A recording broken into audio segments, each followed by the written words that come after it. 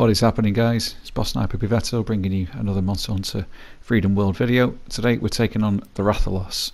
He's in the nest area at the top of the ancient forest. If you've unlocked the camp that you can get with the little cat mission, that secret mission you can find through an expedition, you can set up camp really close to it and cut down on a lot of time. So Rathalos is generally going to be in this area. On this occasion it's not here, but there's plenty of footprints and scratch marks and stuff like that to help find him. And on this particular occasion, when we just go around this corner, we're face to face with him and making his way up to the nest area. So we're going to come up here. Now, if you've seen my video on the Rathian before, the strategy from our point of view is kind of similar. We're going to be hitting the tail and the head when we can, not really paying too much attention to other parts of the body. Rathalos has got a lot more dangerous attacks than Rathian and requires a lot more care, so it's very much war of attrition. Get in when you can, try and keep out the way of that fire spray he does. And in the early part of the fight in particular, I was staying very much around the back where I could, trying to get some hits on the tail. Now, this particular tail came off incredibly easily. I was really surprised at how fast it came off. It was only maybe sort of 10 or 15 hits with this thunder based insect glaive. Now, with the amount of damage that Rathalos will do to you, I found myself getting knocked out a few times. He also will inflict poison if he manages to sting you with his tail while he's flying, and he'll keep setting you on fire as well, so you need antidotes with you. I recommend bringing a thunder weapon. It is one of his weaknesses. I think he's weaker to dragon, but dragon weapons aren't that easy to come by at this early part of the game. So using the Vigor Wasps is helpful because it just preserves some of your healing stuff. At the end of a Rathalos attack, taking a time to try and get one on the head can be a good idea. Didn't manage it too successfully there, but the thing I like about the insect glaive is you have that weapon unsheathed attack where you come jumping in and you can hit circle to do a second jumping attack. I like that combination a lot. You'll see me sheathing and then doing the unsheathed attack and the circle soon after each other. There's not very many windows to hit Rathalos unless he falls over or is stunned. When he does a fireball, if you can be facing the right way, if you're down the side of his head or near the tail, you can get a few good hits in, and that's when I think this is when the tail's about to come off. As you've seen, we really haven't hit it many times at all, and at this part of the fight you start thinking it's all going very well indeed. Yeah, there's my tail. So Rathalos falls out of the sky just momentarily, not really long enough to get a big combo on, but he'll do a little taunt as well. So main strategy, keep out of the way, wait for your opportunities and jump in, score some hits when you can. If you time it wrong, you're going to get hit. So big fireball, usually an opportunity to get a couple of good shots on the head, and really does not like thunder weapons in the head.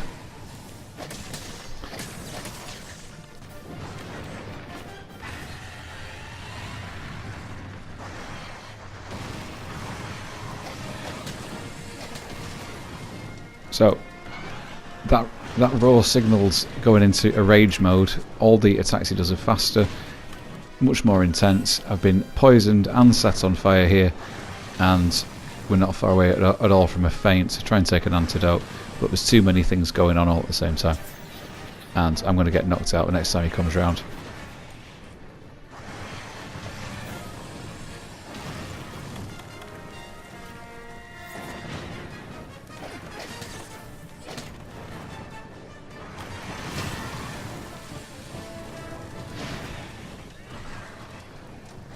There we go. So not following my own advice there. When he flies up into the air, he very often will shoot that wide-ranging fireball out. It's a big mistake staying in front of Rathalos. It really is. Extremely aggressive.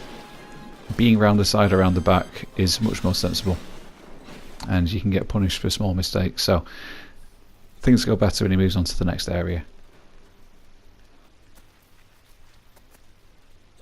Just follow the scout flies to see where he's got to.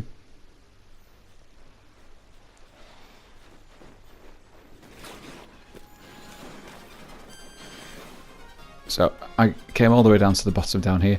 One advantage being down the bottom is there's water down here, and if we can just entice him down to the bottom with us, if you do catch on fire, it's much easier to just do a single roll through the water than it is trying to roll 3 or 4 times while you're poisoned and stunned and all the rest of it.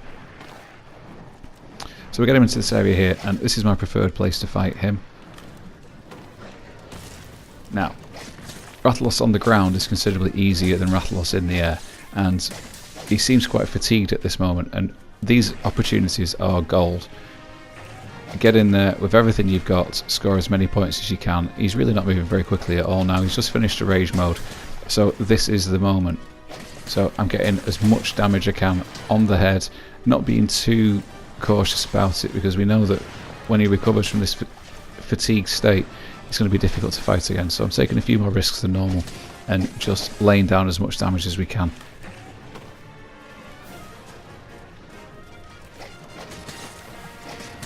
One thing I should mention, I went up to the cat camp at the start of the fight, picked up one of the felines from up there, and he laid that bomb trap for us, which has caused a flash.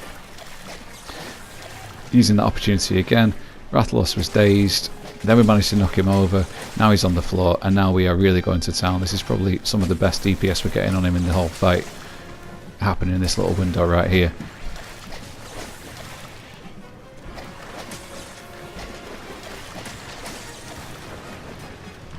Quite a long time between attacks, really managed to get a lot of headshots in. Now, gone into a rage mode again, fireballs everywhere, really need to be cautious now for the next couple of minutes until he drops out of this rage. Just taking an attack as and when you can and getting out of the way. As you can see, when you overdo it, you get hit straight away, but at least the fire gets put out in one roll when you're down at this bottom area, so I do recommend coming down here.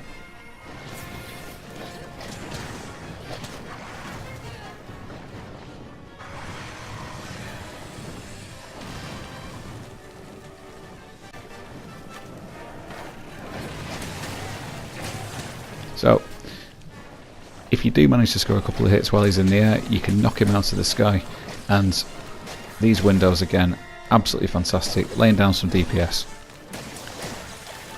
particularly with a thunder weapon.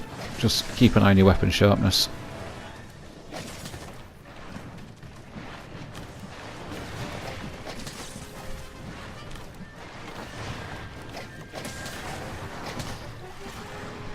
Very, very vulnerable to headshots. In Monster Hunter Freedom Unite, hammer used to be the best weapon to take on a Rathalos because of the vulnerability on the head. If you can land with a heavy weapon on the head in some of these windows, you can do some major damage. The difficulty is, having seen how easily nerfed Rathalos was by a hammer in that game, by the time Monster Hunter Tri came out, they'd jazzed up the Rathalos a lot to make him less vulnerable to hammers, and given how aggressive he is and how much he moves about, I think a hammer would be quite difficult in this fight, but feel free to try. So moving on to another area, he's going to run into the Thunder Monster, and although it's a bit of a mismatch, it will get some damage on for you, give you some opportunities. So here he is, he's all distracted doing that. Gives you the opportunity, put on the cloak so that he can't really see you. I just hung around for a second just to see if they were going to carry on fighting each other.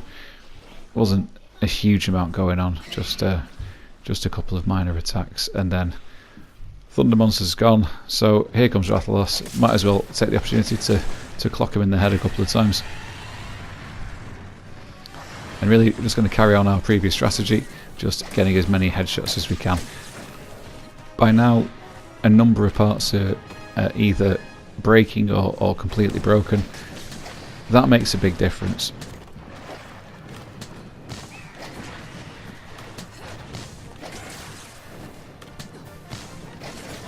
So, managed to get on the back. If you're using the insect glaive, this is an excellent opportunity to put him on the floor and get some free hits in again. I think there was only 3 times he was being aggressive and trying to throw me off, so most of the time I was able just to be hacking away. Just gotta grab hold of R2 if you notice him getting a bit frisky, but other than that we get into the slash fury phase quite easily, and then down he goes, and it's time once again focus on the head. Give it everything we've got. There's loads of sharpness on the weapon, so there's no difficulty there. Just get into the best combo you've got.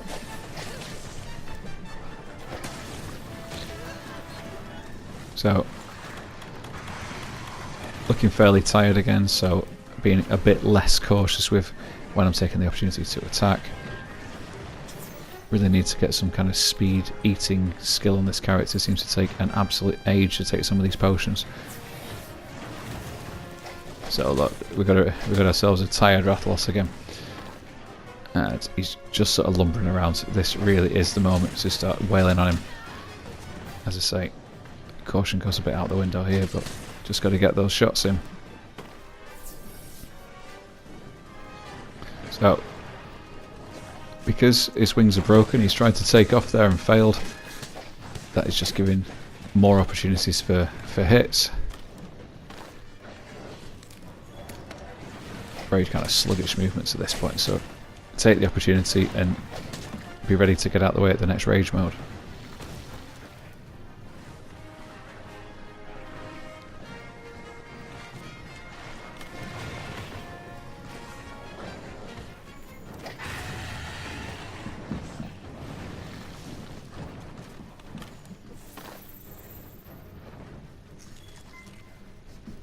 So, heading off to the next area. I think the Thunder monster, is it a Toby Kadashi or something, is going to be over there with him. Again, if there's an opportunity for those two to fight each other, then take it, but I'm not quite sure quite how much a Toby's going to do to a Rathalos. It's really kind of more the other way around. So, getting near the end now, guys. Just concentrate that damage on the head. As you can see, he's really had enough. My strategy, generally with big monsters, particularly difficult ones, and particularly in solo fights, is to go for a capture rather than a kill. A couple of good reasons for this. Number one, the fight is over much quicker. Number two, you get better rewards, and it isn't particularly difficult to make your trank bombs or your traps, so it's not even particularly onerous on equipment. So, getting those final hits in, he's going to start limping very, very soon. Just keep wailing on the head. Some of these attempted fireballs now, there isn't even getting fire out anymore. This is how you can tell he's on the way to the end. Really, an opportunity to just get stuck in, falling over more frequently. Just get your damage in.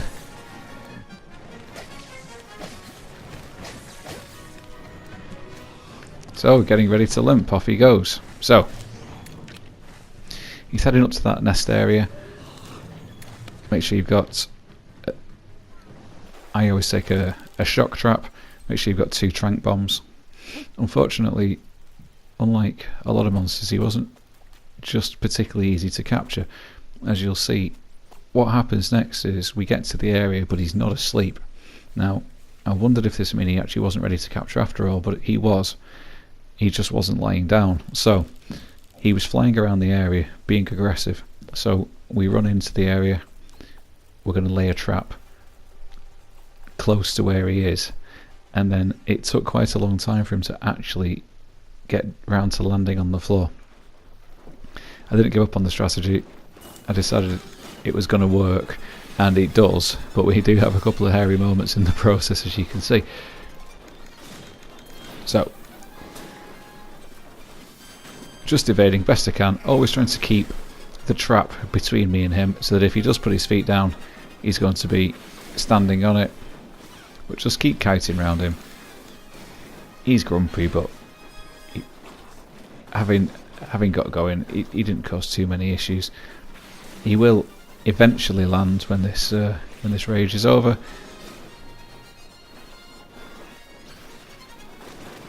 Here we go. Standing on the floor, give him a little tap, turns round, get the trank bombs out, and that's a wrap. Hope that was helpful, guys. Give me a like or leave me a comment. See you next time.